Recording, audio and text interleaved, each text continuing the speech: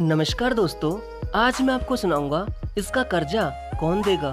ये कहानी आपका दिल छू लेगी। बहुत पुराने समय की बात है। एक गांव में एक भले आदमी गंगाराम का देहांत हो गया था। तो जैसे उस आदमी के परिवार वाले उस अर्थी को शमशान ले जाने लगे, तभी अचानक एक मोटे ताजिर सेठ ने उस अर्थी का एक पांव पकड़ लिया और बोला कि मरने वाले इस गंगाराम से मैं 2 लाख रुपए कर्जा मांगता हूँ, इसलिए पहले मुझे मेरे पैसे दे दो, तभी मैं इसकी अर्थी को शमशान ले जाने दूंगा। अब तमाम लोग तमाशा देख रहे थे। तभी उनके तीनों बेटों ने कहा कि हम तुम्हारा कर्जा नहीं देंगे। पिताजी का कर्जा पिताजी जाने, और वैसे भी अब वो तो इस दुनिया में ही नहीं है। अगर तुम्हें इनकी अर्थी ले जानी है तो ले जाओ। ये सुनकर पूरा गांव गंगाराम के तीनों बेटों पर थू थू कर रहा था। अब गंगाराम के तीनों बेटे उस कर्जे को देने से पीछे हट गए। तभी गंगाराम के भाइयों ने भी कह दिया कि जब बेटे कर्जा नहीं दे सकते तो हम क्यों किसी का कर्जा भरें। अब गंगाराम की अर्थी को वहां रुके हुए बहुत देर हो गई थी।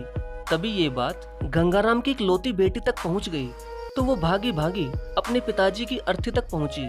तभी उसने देखा कि उसके पिता की अर्थी का एक पांव किसी बड़े सेठ ने पकड़ रखा था। ये देखते ही उसने आंखों में आंसू लिए, अपना सारा जेवर और जितने भी पैसे उसके पास थे वो उसे दे दिए, और फिर उस सेठ के आगे हाथ जोड़ते हुए ये कहा कि सेठ, अगर ये सब जेवर बेचकर भी आपका कर्जा पूरा ना हो पाए तो मैं खुद आपका सारा कर्जा चुकाऊंगी, मगर इस समय मेरे पिताजी की अंतिम यात्रा को मत रोको।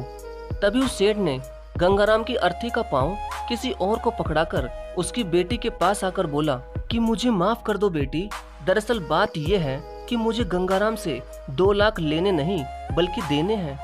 गंगाराम ने 3 साल पहले मेरी कुछ मजबूरी पड़ने पर अपनी एक जमीन बेचकर मुझे ये 2 लाख रुपए दिए थे, और वो तो इतना भला आदमी था कि मुझसे 1 रुपया भी ब्याज नहीं लिया। और आज जब मैं गंगाराम के रुपए लौटाने आया हूँ तो मुझे खबर मिली कि उनका तो देहांत हो गया। इसलिए मैं बड़ी सोच में पड़ गया था कि अब ये रुपए मैं किसको दूं।